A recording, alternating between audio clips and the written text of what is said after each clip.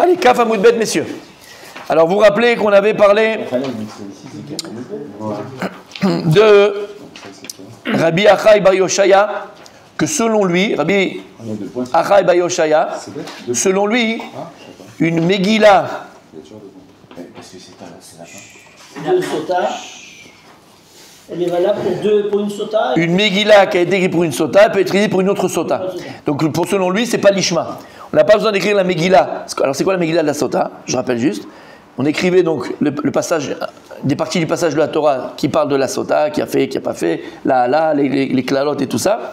Après, on le mettait dans l'eau, dans le Beth Amikdash, avec le nom d'Hachem, il y avait les noms d'Hachem dessus, et elle buvait. Si elle avait fait, elle l'explosait. Si elle disait avant, je suis Tméa, finalement, on ne la faisait pas boire, on jetait l'eau, dans un endroit spécial, et la Megillah était ok. On ne va pas revenir sur ça. En tout cas, et de Marcolet de savoir, est-ce qu'une Megillah qu'on a écrite pour une sota, parce qu'on n'écrit pas son nom dessus, on écrit le passage de la Torah, est-ce que cette même Megillah, on peut l'écrire pour une autre, ou si celle-là elle n'a pas bu, finalement on l'a écrit, s'il y a une autre qui arrive, on prend pour celle-là. Marcolet, d'accord? Chachamim, on a vu que la halakha, elle est finalement qu'on a. Halakha, on ne parle pas d'halakha, mais en tout cas halakha, on ne peut pas utiliser une Megillah pour une autre femme. C'est vraiment, entre guillemets, comme si c'était nominatif. Mais lui, Rabbi Achai Bar Yoshaya, lui, il pense qu'on peut utiliser la même Megillah pour une autre sota. Lui, c'est sa chita. Mais c'est pas l'alcha. Mais en tout cas, c'est la Gemara qui ramène ça. Ok. Ok, on est bon? On est dans ça. Alors, Rabbi, tu l'as? Rabbi Achai Bar Yoshaya, letle. Mais est-ce que Rabbi Achai Bar Yoshaya, il pense pas comme il a écrit dans la Masechet Gittin, dans la Mishnah dans Gittin? Il pense pas? Il pense pas ce qui est écrit dans Gittin. Qu'est-ce qui est écrit dans Gittin? Katav le garesh et tishto benimlach. Si un homme, il s'appelait Rouven, on va dire non, il s'appelait Shimon. Shimon il marie Rachel. Et Shimon, il se lève le matin, il dit ça y est, tu m'as saoulé, je vais au Bedin, je te divorce. Wahan Meboul. Et donc il prend le sofer il écrit Shimon, donne le guet à qui? À Rachel. Venimlach. Bon, il a été au travail, il s'est rendu compte que c'est un moins que rien, et sans sa femme il est rien. Et je suis fou, moi maintenant je vais me garer sur ma femme, alors que Blainara, comment elle est gentille, comment elle est sympa, comment elle est machin, surtout qu'il a l'héritage de son père après le beau-père. Je suis fou, attends, j'attends qu'il crève le beau-père. Bref, il est intelligent. Ok. Et il veut plus se divorcer de sa femme. Umatza ben Niro, maintenant il a le guet dans sa main, qui est écrit au nom de Shimon, qui est lui, et Rachel sa femme.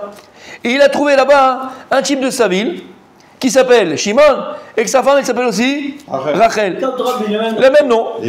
D'accord? Et il lui dit, regarde, tu voulais pas divorcer de ta femme, toi t'as pas le guet. Il dit oui j'ai le guet, donne-moi ton guet, et je vais divorcer de ma femme, parce que moi je dois divorcer, écoute ça me fait... Même nom machin, tout est pareil, nickel. Donne-le-moi, moi je l'utilise. Ah Marlo, je suis Keshimcha. Il lui dit regarde, ton nom c'est mon nom. Veshemishti Keshemichtecha, le nom de ta femme c'est le nom de ma femme. Donne-moi le guet, et je vais divorcer de ma femme.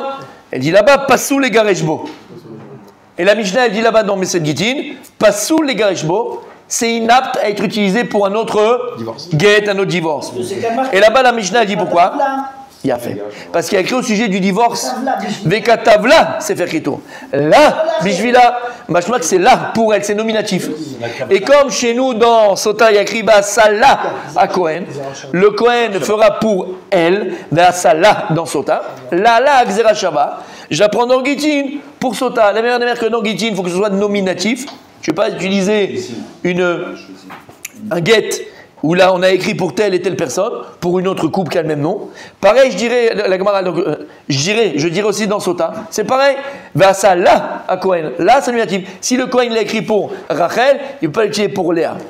Alors la question de la Gemara c'était de dire, mais alors, Rabbi Achai Bar Yoshaya, il n'a pas la Mishnah, c'est une Mishnah, mais il faut acheter dans Gittin. Et Rabbi Yoshaya, il ne peut pas aller contre la Mishnah. C'est bizarre quand même. D'accord, a priori, il va comme la Mishnah, parce qu'on ne veut pas qu'il y ait des marloktot. Rappelez-vous, on ne veut pas qu'il y ait des marloktot. Quelqu'un a été voir la réponse, quelqu'un a été chercher la réponse. Quelqu'un n'a pas dormi la nuit. Parce que le cours dernier, j'ai arrêté là, et je leur ai raconté l'histoire du père avec le khatan. Et l'autre, il a couru après le beau-père, il dit, bon, c'est quoi la réponse? Je veux savoir qui a été chercher la réponse. Allez. Alors, Rabbi Daniel, il l'a vu? Ouais. Ok. La Gemara, elle dit qu'un siya, c'est un mechika. Ça veut dire que même si c'est marqué Vincala, en fin de compte, qu'est-ce qu'ils veulent dire? Zemachak. Ah, pas l'ishma. Pas l'ishma. On peut voir ensemble? Oui, bien sûr. Allez, on y va. Question. Non, on a dit que la Megillah, pas la Megillah. La Megillah Sota. On a dit qu'il n'y avait pas, c'était pas nominatif. Mais Non. c'était fait l'ishma. C'est ça le nominatif. On dit que c'est écrit le nom. Non, on n'a jamais écrit le nom dans Sota. Il n'y a pas écrit On n'écrit pas le nom. Et de la même manière que dans le get, là-bas on écrit le nom, c'est le nominatif, la Sota, puisque là, le Sofer il a écrit pour Rachel, l'intention de la Kavana, c'est fini. D'accord? Non, mais Mechila, Donc là, il essaie de faire un rapprochement entre le get. Exactement. Et la Megillah Sota. il dit que la Mechika צריכה להיות לשמה של הסוטה. Je sais pas, j'ai pas vu. On peut voir? Développe. Allez, on y va. Amré, ils ont répondu à la yeshiva, un peu comme nous ici. Ils ont répondu à la yeshiva. Non, il faut faire une différence entre get et sota. C'est pas pareil. Atam, c'est quoi Atam? Atam, c'est quoi Atam? Pas dans la Mishnah. Là-bas, au sujet du get, il y a fait méod. Vous êtes là. Atam, au sujet du get, il y a écrit comme ça dans Gittin. Vekatavla, Amara Chamana. La Torah, elle est écrite, Vekatav la. Et il écrira pour elle. Berinan Tiva Lishma. Donc là-bas, c'est Mefourage dans Gittin. Qu'on a besoin que l'Aktiva, l'écriture. C'est quoi l'écriture, Rabbi Julien? L'écriture de quoi? Du get. C'est quoi l'écriture Lishma? La Megillah, l'écriture. Du get. C'est quoi Lishma? Pour elle. C'est-à-dire qu'il a pensé que c'était pour C'est que elle. quand le Sofer il écrit C'est pour c'est lui qui Shimon et pour Rachel. il pense à Déjà, mais même l'Aktiva, toute l'Aktiva, il doit être Lishma, du début à la fin. Acha, au sujet de la Sota, Vasala, il y a écrit, il n'y a pas écrit mais Katav là, Veasa là, et il fera pour elle. Donc il faut que la Asiya, elle soit Lishma. Et pas l'Aktiva. Mayasiya, c'est quoi la Asiya? L'acte. La Asiya, l'action. C'est quoi la Asiya de la Sota? Zemechika. C'est-à-dire que lorsque maintenant il va prendre la Megillah et il va l'effacer, sur ça il faut que ce soit l'Ishma. C'est-à-dire que, exactement, Basala, c'est que lorsque le Kohen va effacer la Megillah, il sait pour qui il l'efface. Mais l'Aktiva, tu peux écrire la Megillah de Sota. L'homme est pour qui tu l'as écrit, on s'en fout en vérité. C'est standard en fait ça. C'est standard, exactement. C'est qui répond? C'est pas nommé. Ça, ce serait Rabbi Achai. Rabbi Achai Bar Yoshaya. C'est pas la halakha, hein, mais c'est pour répondre à lui. On avait même dit, on avait même Juste on termine. faire, On il va prendre pouvait... l'actif du Sefer Torah, là, selon lui. Attends. Ah. Non, ça on avait répondu que non. Ah non. Ça on avait dit pourquoi. On a dit pourquoi. On a dit a fait. Ne te trompe pas dans ça. On avait dit pourquoi. Non. Pourquoi non? Parce qu'il dit non. Parce que tout ce qu'on a dit là-bas, c'est parce que malgré tout la Sota, quand on a écrit la Megillah de la Sota, le Sofer il l'a écrit. Le Sofer il a écrit la Megillah pour faire la mitzvah de Sota. Alors que quand c'est écrit dans le Sefer Torah, c'est pour l'Itlamed. Donc non. Là, il pense que Alors je termine. Donc la différence entre get, selon Rabbi Achai Bar Yoshaya, qui n'est pas l'halakha, mais selon lui. La Gemara elle veut répondre selon lui. La différence entre Getin et Sota, que tu m'as posé la question. Getin est écrit, mais il faut ajouter Katavla. Il faut que l'activa elle soit l'ishma. Qu'est-ce qu'il y a écrit dans Sota? Vasala. Il n'y a pas qu'il y ait des Katavla. C'est-à-dire que c'est quoi Vasala? L'activa, pas besoin qu'elle soit l'ishma. Il peut écrire le Sofer ou le Kohen, il peut écrire la Megillah de Sota normalement. La Mechika, il peut l'utiliser 10 000 fois pour n'importe qui. D'accord? 10 000 fois, c'est-à-dire que pour n'importe laquelle. Et la Mechika, par contre, quand il va prendre la Megillah, le mettre dans l'eau et que ça s'efface, il doit penser que je fais ça, cet acte, pour cette femme-là. Manav Kamina Rabbi et Daniel a fait, c'est que si maintenant, entre-temps, on a pris cette Megillah, on l'a effacée, elle a dit Nitmea, on la fait pas boire. On dit, bon, regarde, il y a une autre Sota, elle veut boire. Viens, on la fait boire maintenant. Non. Là, on ne pourra pas la faire boire. On ne pourra pas la faire boire. Parce que la Mechika, elle doit être l'Ishma. Voilà, selon Rabbi Yeshaya. Rabbi Achai Bar Yeshaya. Ça veut dire qu'ils peuvent écrire des Megillot en avance. Selon Rabbi Achai Bar Yeshaya. en Ça veut Chine. dire je sais plus en Chine, on sait que c'est pas Shakra, ok? Ouais. Mais c'est-à-dire que ce Rav-là, il savait pas aussi ce qu'on avait vu avant. On avait dit qu'un Sofer, il pouvait pas écrire des Megillot Sota à l'avance. Il est pas d'accord avec ça. Lui, il ne pense pas. Lui, il pense pas avec ça. C'est son avis. La halakha, elle n'avait pas été. Halakha, elle n'est pas comme ça. Si, on a vu la halakha. Non, mais elle n'avait pas été tranchée quand il parlait. Non, non. Exactement. Exactement. Mishnah. Non, on a expliqué. C'est pas contre la Mishnah. Ou c'est contre la Mishnah? Mishnah était d'accord. Mishnah dit la sala. Ah oui, parce qu'il explique. Lui, il explique la sala, exactement. C'est son explication. Voilà. Et ça veut dire exactement le mot de la salle. Il fera pour elle. Faire. Ah. Et c'est quoi la Asiya de la Sota? C'est la Mechika. Pas l'activa. La Asia, c'est C'est la Mechika. Oui, c'est ce qui fait la Sota. Parce que qu'est-ce qui va maintenant être Bodekota? C'est pas le fait qu'on ait écrit la Megillah. Ce qui est Bodekota, c'est l'eau. C'est ça la vraie Asiya de C'est là. la halakha, mais dans le fond, ça a du sens. Mes amis, Quand tu en as parlé, c'était mes amis, rappelez-vous, tu te rappelles ce qu'on avait dit? Rappelez-vous, vous savez que dans la Gemara, il y a toujours une marloquette. Un il dit ça, un il dit ça. Un il dit Bet Shemai, Bet Hillel, Bet Shemai, Bet Hillel. Et on avait expliqué, la Gemara dit Elu velu divrei Elokim chaim. Et ça, c'est très compliqué à comprendre, parce qu'en vérité, cela et cela, c'est les paroles du Dieu vivant. Premièrement, ça c'est tout, c'est plus simple à comprendre. Vous vous rappelez ce qu'on avait ramené? Dans un des shiurim aussi très important, il y a un midrash qui s'appelle Sochar Tov sur le Teilim. Il est où? Il est là sur Il est là, sur l'étagère. Il est là. D'accord? Il est là. Ouais, il est là. D'accord? Il est là. Franchement, c'est pas de l'hébreu difficile. Et c'est que des chidushim. C'est un midrash sur les Teilim. C'est que des chidushim. Non mais vraiment, c'est que des chidushim. Il est là. Franchement, c'est dommage. T'es là, fais-toi un petit kiff. Tu fais un petit midrash. En plus, le midrash, c'est beau. C'est beau les midrashim. Ok. Et là-bas, il ramène, pour comprendre ça, Sochar Tov. Il est là. Et là-bas, il ramène que lorsque Moshe Rabbeinu il est monté vers Sinaï pour apprendre la Torah, on avait déjà ramené ça, et Akadosh Baruch Hu, il lui a appris toute la Torah Kula. Vous vous rappelez? C'est Hachem qui lui a appris la Torah. Et Akadosh Baruch Hu, sur chaque halakha, sur chaque sujet, il lui a donné 40 façons de permettre, 40 façons d'interdire, 40 façons de dire que c'est Tahor, 40 façons de dire que c'est Tamé. On l'avait vu, ok? Et comme ça, surtout. Alors, Moshe Rabbeinu a dit, moi, alors, c'est quoi là, qu'est-ce que je fais? Lo bashamaimi. C'est à vous maintenant qui sont en bas, c'est à vous de décider. C'est-à-dire qu'en vérité, et c'est vrai, devant un Kadosh Baruch Hu, est-ce qu'il y a cette notion de Tahor, Tamé, toutes ces choses, tous ces moutarations? Devant un Kadosh Baruch Hu, il n'y a pas de, c'est humain, ce sont des paroles humaines, de moutarations, tout ça, c'est humain. Vous comprenez ce que je veux dire? C'est pas divin. Il n'y a pas de notion divine, entre guillemets, tel que nous le comprenons. Si on parle de Moutarasso ou Bachamaï, c'est une autre notion de Moutarasso. Mais ce n'est pas le Moutarasso qu'on connaît ici-bas, c'est une autre notion de Moutarasso. C'est ça que je veux dire. Et donc en fait, Hachem il a dit, c'est pour ça qu'on dit Elu velu divrei Elokim chaim. Ok, ça c'est petit 1. Alors deuxièmement, pourquoi on dit Elu velu divrei Elokim chaim? Et ça je vous avais dit 1000 fois aussi, et on avait donné l'exemple. Il y a une Gemara dans Baba Metzia. Baba Metzia, on l'a fait déjà? Non. Pas encore, mais on va le faire si Dieu veut. Tu l'as jamais fait? Moi, non. Oui, alors, je l'ai fait. Je sais que c'est quelque chose que... Non, ça c'est Baba Kama. Non, ça c'est Baba Batra. Chez Moukrazim. Mais c'est Baba Batra. Comment? Ça nous parle plus, mon métier. Zécheli, mais Zécheli. C'est des choses de la vie de tous les jours. Ouais, c'est comme ça. Ouais, c'est pas mal. Zécheli. Ça c'est Baba Batra. En tout cas, écoutez bien. C'est Baba Messia. La Gemara dans Baba Messia, ça aussi on l'avait ramené 1000 fois, elle ramène un cas. Alors, on parle de Metziot là-bas. Ouais. D'accord? De trouvailles. Alors d'accord, tu es dans la rue, tu trouves un porte-monnaie, tu es dans la rue, tu trouves un truc par terre. On parle de ça. Si maintenant, alors, comment on fait un kinyan? C'est quoi un kinyan? Comment quelqu'un il les connaît? Quand il le prend, il le lève. Comment je fais kinyan? Est-ce que c'est avec les yeux ou bien quand on... Attends, kinyan général. Non, quand il prend, il lève. Comment tu fais kinyan? Avec la main soulevée. Quand tu saisis. Soulever. Ça s'appelle comment? Non, comment c'est? Une des manières d'accueillir, c'est quoi? Tirer la vache. Agba'a. Agba, c'est ce qu'il dit. Agba, c'est pour ça que quand vous voyez dans un mariage, d'accord, quand on fait des trucs, on lui donne un truc et il les connaît. Kinyan Souda. Il acquiert tout ce qui est écrit dans la Ktuva. Qu'on lui donne la kippa ou un stylo, n'importe quoi qui t'appartient, il fait Kinyan Souda. D'accord? Ok. Il y a Agba, tu prends l'objet, tu le soulèves. Il t'appartient. Il y a Meshicha, qui a dit Meshicha, je ne me rappelle plus. Voilà. Tu prends, tu tires la vache, Malekomata, elle a un peu marché, c'est fini, c'est maspik. Marcher sur le terrain. Et là, non, pas sur le terrain, tu l'as fait marcher n'importe où. Non, tu l'as tiré sur le terrain. Voilà, il n'y a plus de choses.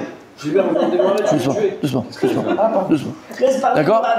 Donc il y a plusieurs kinyanim. Ok. Et là-bas, comme on avait dit, tu te rappelles la Gemara? La Gemara, elle raconte que si maintenant il y a quelqu'un qui vient et qui se marche et qui voit la Metzia.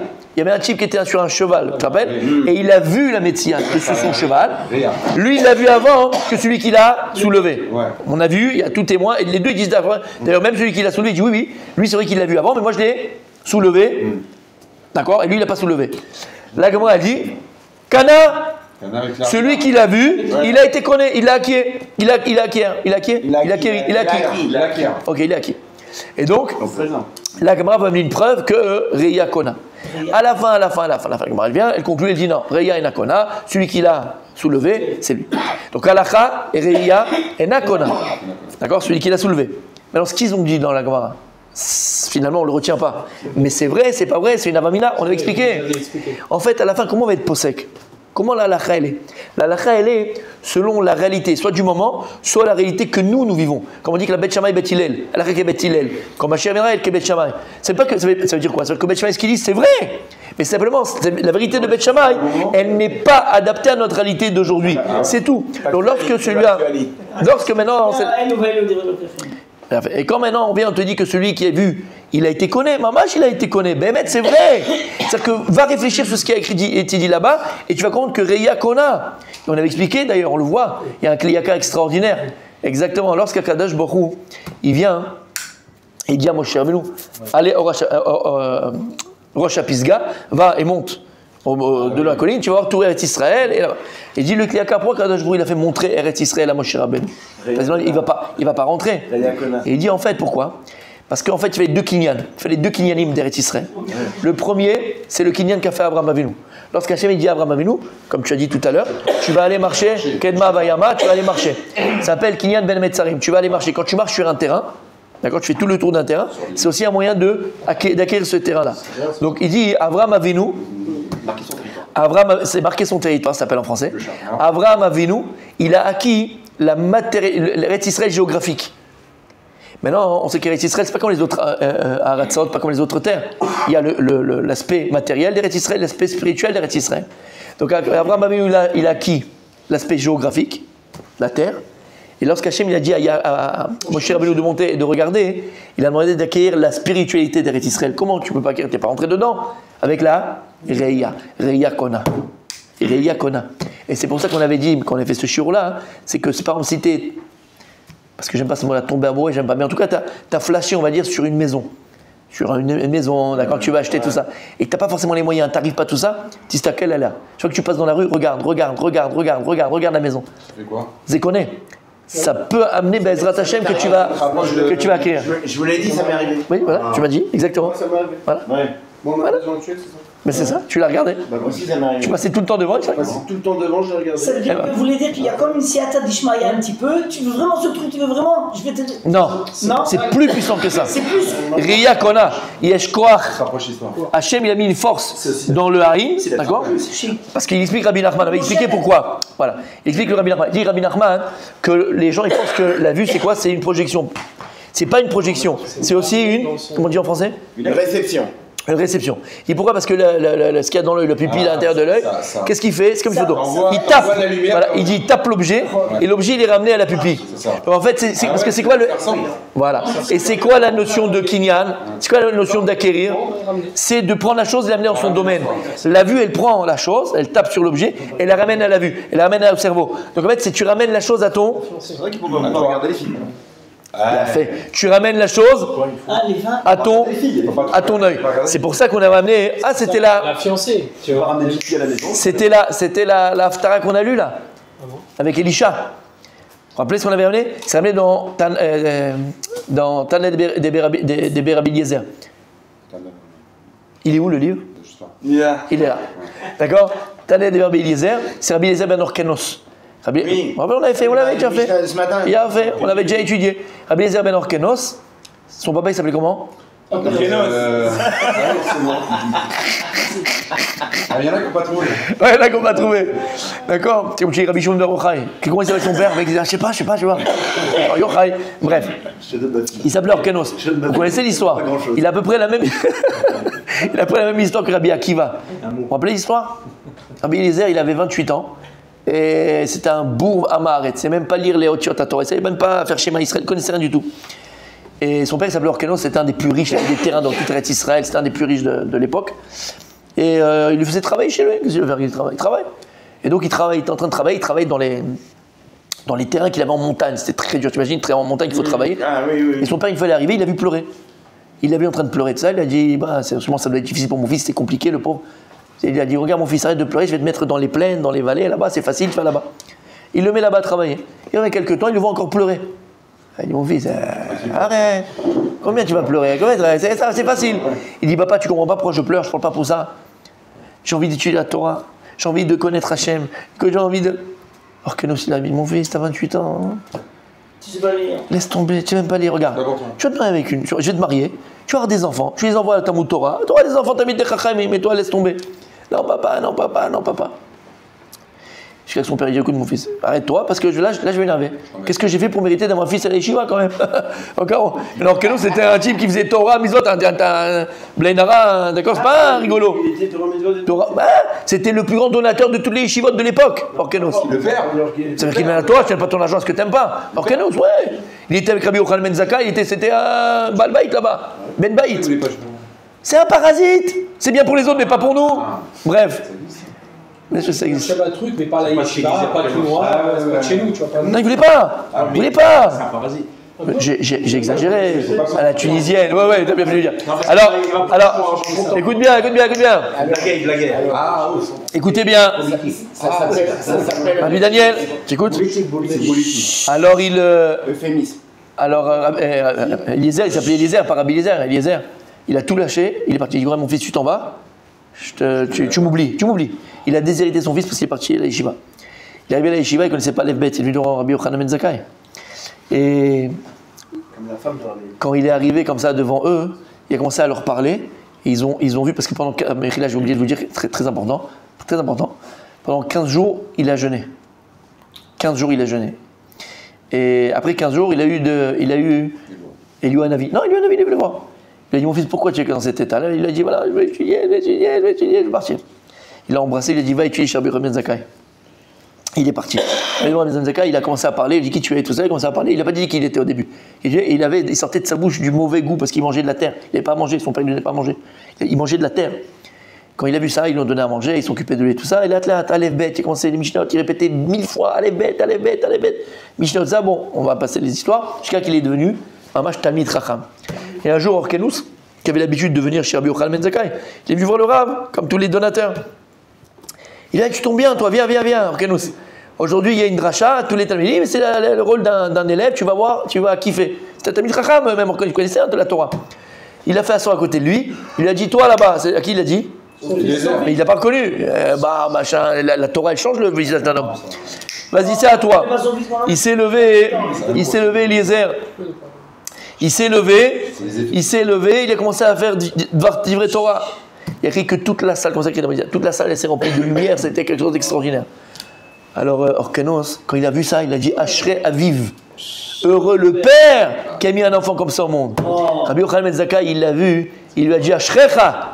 Heureux, toi qui as mis un enfant comme ça au monde. Quand il a vu ça, tu te rappelles, il a déshérité les autres enfants, il a tout donné à son fils. Et comme ça, il dit là-bas, il a déshérité les autres enfants, il a dit toi. Ouais, bon, c'est un Marocain. D'accord. Ah, Eliezer Ben Orkenos.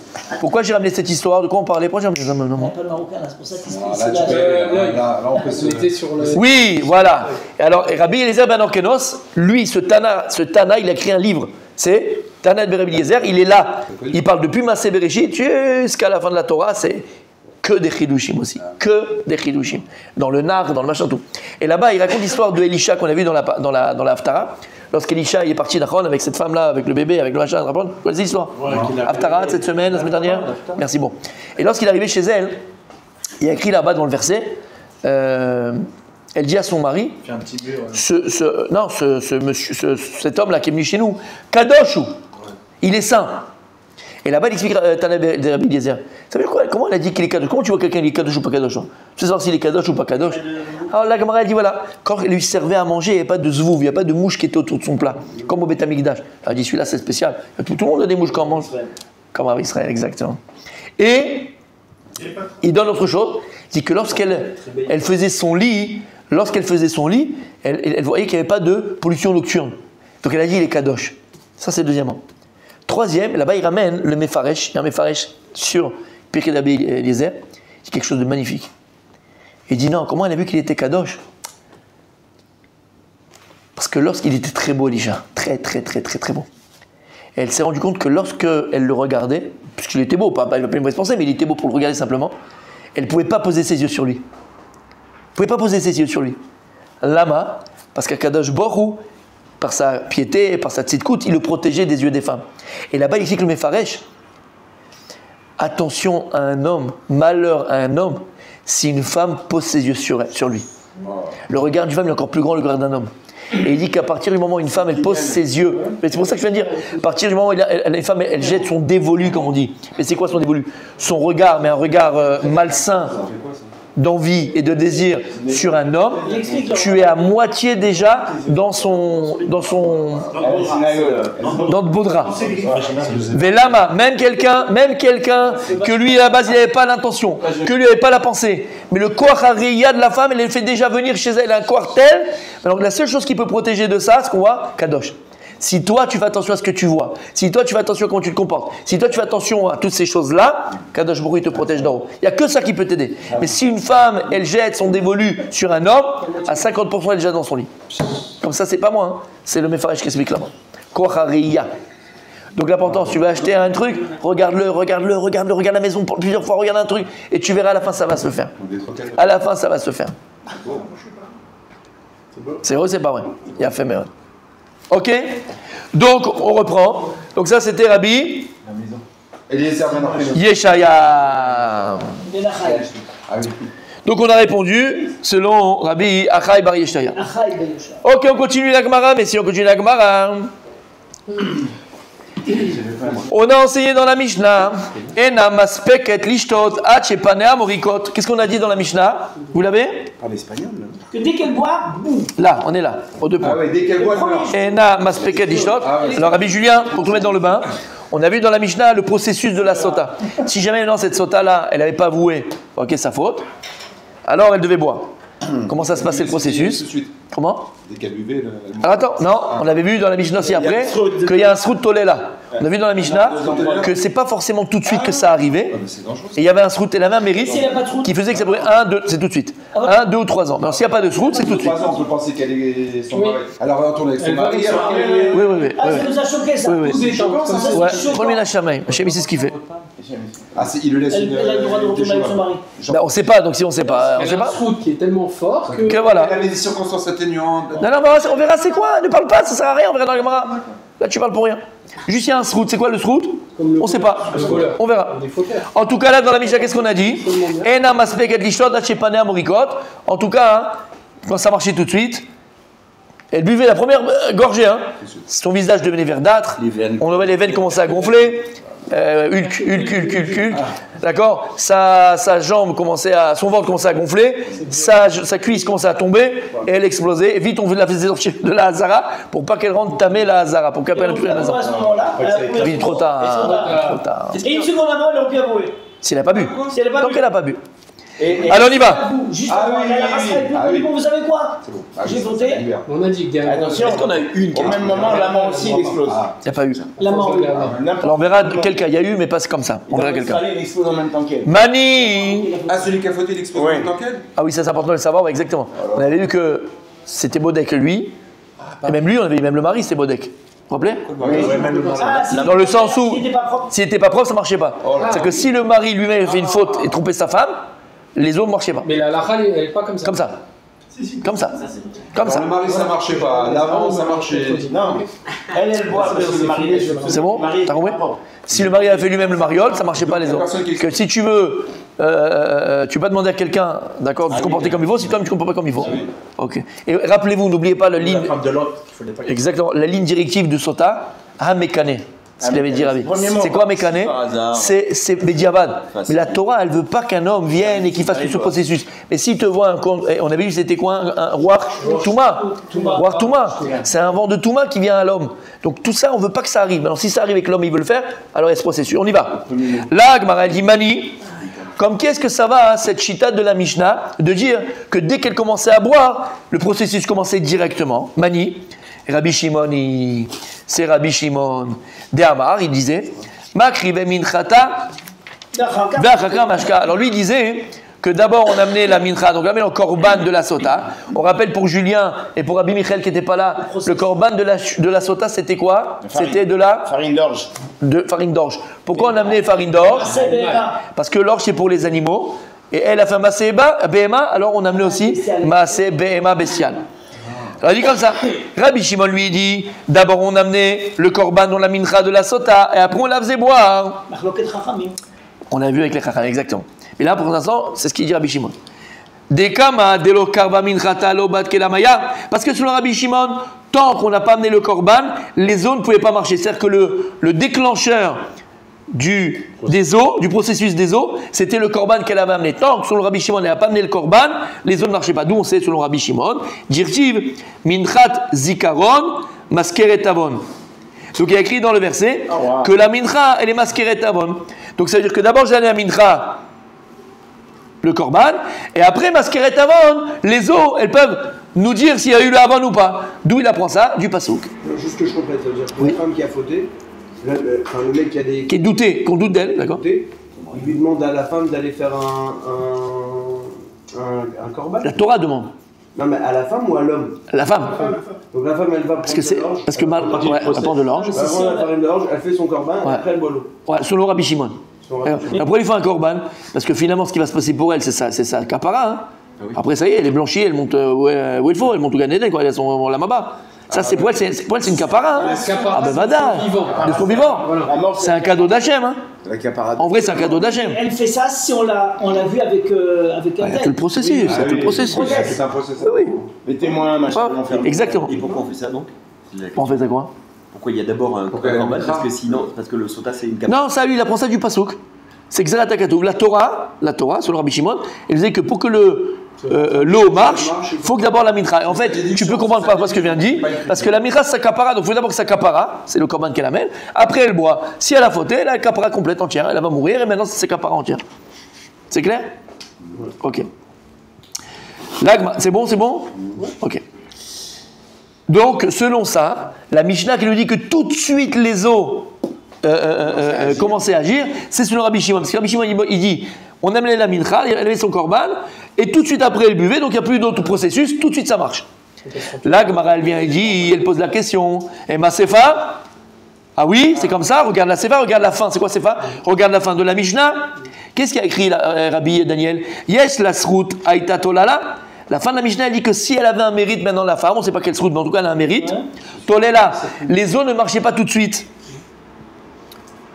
Donc c'est pas vrai ce que tu dis. C'est pas parce qu'elle est korban que les eaux elles marchaient tout de suite. Il y a fait meod. Atan Rabanan. Alors forcément, à la fin de la Mishnah, elle va comme qui? Pas comme Rabbi Shimon, comme Chachamim. Que eux, Chachamim, ne pensent pas comme Rabbi Shimon. Que les eaux ne marchaient peut-être pas tout de suite. Et que d'abord on buvait après les korban. Dit Rabbi Shimon, parce que selon Rabbi Shimon, non, il n'y a aucun mérite qui peut venir sauver la femme. Elle a amené le korban, elle buvait, ça marchait tout de suite. Elle casait d'avoir que Srutolé là. Alors ici, c'est ce que je vous ai dit hier. Vous vous rappelez? Hier, je vous ai expliqué, et je vous ai ramené, qu'il y a un livre extraordinaire qui s'appelle La Higueret de Rav Sharia Gaon. Vous vous rappelez ce que j'ai dit hier? Oui, je répète. Exactement, il n'est plus en service, on ne le trouve plus. Mais il est à Mir, et celui qui va à Mir, il peut aller à la bibliothèque de l'Yeshiva de Mir, il est là-bas. Et là-bas, c'est quoi cette Higueret de Rav Sharia Gaon? Rav Sharia Gaon, on a dit, c'est les Géonim qui étaient encore à l'époque de Pumbedita, de ces yeshivot qui étaient à Babel. Et c'est après, c'est dans les années 300, 200, 300, 400, 500, on appelle les Géonim. Vous savez qu'on a les Tanaïm, les Amoraïm, les Sovraïm, et les Tatatatata, on a les Géonim. Mais ils sont encore à Babel, hein, il y a encore toutes les yeshivot de Babel. Comme j'ai dit, Tosfot les ramène très souvent. Il y a Rav Haï Gaon qui était le fils de Rav Sharia Gaon. Ok. Et là-bas, je vous ai dit hier, il nous amène les klalim de toute l'histoire du juif, pas mal. Dans le désert, combien de marlokot il y avait? Est-ce qu'il y a des marlokot? Quand est-ce que les premières marlokot sont arrivées? Pourquoi les marlokot sont arrivées? Il explique pourquoi la Torah maintenant, un il dit ça, un il dit ça. On avait dit hier, c'est parce que les élèves ne pouvaient plus être près de leur maître à cause de la persécution des Romains. Et ils se cachaient dans les grottes, ils se cachaient dans les cavernes, ils se cachaient machin. Et donc chacun, il ne se rappelait plus comment il avait appris. L'autre, il disait là, il a dit. C'est pour ça qu'il y a des embrouilles. Et il dit autre chose. Il dit exactement. Et il dit autre chose. Il dit que après, il explique le squelette de la Gemara. Comment la Gemara elle a été fabriquée entre guillemets. Ok. Et il explique. Une des choses, c'est que la Gemara veut faire en sorte qu'il y ait moins de marloktot. On ne veut pas qu'il y ait beaucoup de... Alors il y en a beaucoup, mais on veut le moins de marloquet possible. Par exemple, on a vu aussi hier que lorsque la Mishnah, elle n'est pas claire, il y a une contradiction dans la Mishnah, mais qui est terrible, on ne trouve pas d'autre réponse, la Gemara elle vient dire non, il y a un chibouche dans la Mishnah. La Mishnah elle a mal été retranscrite. Elle dit Chaser ba Mishnah, je vais te rajouter un passage dans la Mishnah parce que sinon tu ne comprends pas. Là, voilà. Et là, par exemple, qu'est-ce qu'il nous dit? Toi, tu veux dire que la Mishnah de chez nous, c'est qui? C'est Rabbi Shimon, c'est ça que tu veux dire au départ. Et là, je veux te montrer que la Sefa de la même Mishnah, il y a le début de la Mishnah et la fin de la Mishnah. Elle ne va pas comme Rabbi Shimon, ça va comme Rabbanan. Alors moi, qu'est-ce que j'aurais pu répondre? Ok, Alors, là, la Recha, c'est Rabbi Shimon, là, c'est Rabbanan. Non. A priori, quand une Mishnah a été donnée, on veut que ce soit le même Tana. La logique, c'est que c'est la même personne qui a parlé au début et à la fin. Des fois, quand on arrive dans des cas de force majeure, qu'on n'arrive pas à trouver de réponse, on dira Bémet, alors c'est vrai. La Recha, c'est un tel, et la Sefa, c'est un tel. Là, la question de la Gemara, c'est ça, de se dire, attends. Là, il y a un problème parce que la Recha, c'est Rabbi Shimon, et la Sefa, c'est Rabbanan. Normalement, c'est pas comme ça, c'est pas logique. Donc, je vais essayer de trouver un moyen de dire que c'est soit l'un, soit l'autre. Alors, si j'arrive pas à trouver ce moyen-là, alors je resterai dans ça. D'accord. Vous avez compris le principe? Ok. Donc là, la Gemara, elle a posé la question, elle dit, alors regarde la Sefa. La Sefa, forcément, c'est pas Rabbi Shimon. Parce que dans la Sefa, qu'est-ce qu'on te dit? Srout tolela. Il y a un srout qui peut faire que la femme n'explose pas tout de suite. Et Rabbi Shimon lui pense que quoi? Que en srout, bemaïm amarim. Lui, Rabbi Shimon dit qu'il n'y a pas de srout qui peut aider la femme à repousser l'échéance des eaux. Donc, c'est Rabbanan a priori. Donc, comment ça marche? Amar Rafrizda. Il vient dire Rafrizda, Hamani. Rabbi Akivahi, la Mishnah, c'est Rabbi Akiva. C'est ni Rabbi Shimon ni Rabban, c'est Rabbi Akiva. Deama, Makri ben Minchata Bakar Mashke. Comme qui? Comme Rabbi Shimon. Mais lui aussi, il pense Rabbi Akiva que d'abord on amène la mincha et après on la fait boire. Comme il y a écrit dans le verset. Qu'est-ce qu'on a vu dans le verset? Mincha zikaron maskeret avon. D'abord, tu amènes le korban. Après, on voit s'il y a eu un avon. Donc, il pense comme. Ou bisrout. Au niveau du srout, ça va là, qui est Rabbanan. Rabbi Akiva, il pense comme Rabbanan. Que quoi, srout tolé là? Et là, la camarade, elle est contente. Parce que maintenant, ici, j'ai quelque chose de logique. La Recha, la Sefa, c'est un seul Tana, c'est Rabbi Akiva. Donc, Rabbi Akiva, il pense comme Rabbi Shimon au sujet du korban. D'abord, le korban, après, on la fait boire. Magnifique. Mais il pense aussi comme Rabbanan que srout tolé là, il y a un srout pour la sota, et des fois ça marche pas. J'ai une question, si le srout ça marche justement, oui. ça vient troubler tout le process parce qu'en fait les gens ne savent pas quel srout elle a. Oh, attends, c'est bon? Wow. Allez, toi là. Je veux que quelqu'un réponde tout de suite à ce qu'il vient de dire. Non, il faut éduquer ses filles. Chavetzraï, Chazonish. Ça ne savait même pas lire la Gemara, ce monsieur. Ça ne savait pas lire la Gemara. Il n'a même pas entendu la question. Ce monsieur-là, on était debout, il est venu me voir, il m'a dit je m'en vais. Lui là, ce petit rigolo, il dit j'arrête la Gemara, je comprends rien. D'ailleurs. Fini. J'ai ni entendu le début ni la fin. Il a posé la question. J'ai pas entendu la question. Ça dit quoi? Ça met un doute dans la tête des gens. Non, c'est pas ça que j'ai dit. Les gens ne savent pas quel est le srout de la femme. Voilà. Et donc, pas de bêtises. Alors les gens ils vont dire que ça marche pas. Ça marche pas. Peut-être, les gens ils vont voir. Si tu dis qu'il y a srout tolé là, ça marche pas. Alors, les gens qui savent qu'elle a fait, parce que c'est que les femmes, elles parlent beaucoup à leurs copines, pas copines, machin, j'ai été avec lui, machin, dis pas mon mari, bref, l'homme est chané. Elle va les boire, et comme ils ne savent pas qu'il y a srout tolé là, il n'y a pas qu'il y a un srout. Elles vont dire, ah, c'est du rigolo, moi aussi je vais faire ça, il y a pas, c'est rigolo, c'est pas vrai sota. C'est pour ça qu'il a dit, la Gemara a dit, c'est pour ça qu'un homme, il doit apprendre à sa fille la Torah. Comme ça, la Gemara, on vient de le voir juste avant. Pas la Gemara. La Gemara a dit, non, pas la Torah. Elle est ta'amim. Mais ta'amim des mitzvot, les raisons des mitzvot, pourquoi les mitzvot, t'apprends la Torah. Pourquoi? Parce que si jamais il y a ce truc-là, pas que la femme elle dise, ah, tu vois, ça marche pas. Mais je sais qu'il y a le truc. Voilà, comme ça, la femme elle sait qu'il y a ce tolé là, et elle dira pas. Par contre, la Gemara aussi, après, elle continue, elle dit, attention, Rabbi Eliezer, il dit que tout celui qui apprend à sa fille Torah, il apprend tiflout, il apprend à transgresser la Torah. Lama, oui. Voilà, parce que lui il dit qu'une femme, la femme elle a une bina yetera, une femme elle a une compréhension des choses plus profondes que l'homme. Si tu apprends la Gemara et toutes les choses qui sont profondes, la Gemara dit donc tout vote, une femme est capable de tromper son mari et de rester permise à lui. Et de rester permise à lui, parce que la façon dont elle va le faire, ça la rend pas assoura. Bien sûr. Elle va apprendre, elle va... Ça la rend pas assoura.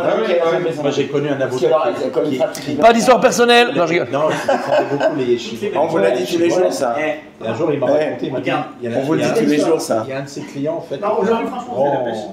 Mec de la yeshiva, il dit ce qui m'épate chez lui, c'est qu'il va toujours trouver des trucs pour faire des trucs qui sont pas bien. Ah, on vous le dit tous les jours. C'est un truc. Il va appeler Déborah, c'est tout. Il dit parce qu'il met pas la. Il y a quel qui peut la mettre Il m'a fait la morale. C'est pas Déborah, ça va? Ah oui. Ah, tu peux. Ouais, ça va être ton épouse. Ah, c'est toi, Déborah. Ouais, ça va être ton épouse. Il connaît le... Mais si. Ça rend pas meilleur. C'est clair, t'as compris? Utiliser tout ça. T'as compris? C'est magnifique, c'est magnifique. On vous le dit tous les jours. Continue demain, la Gemara.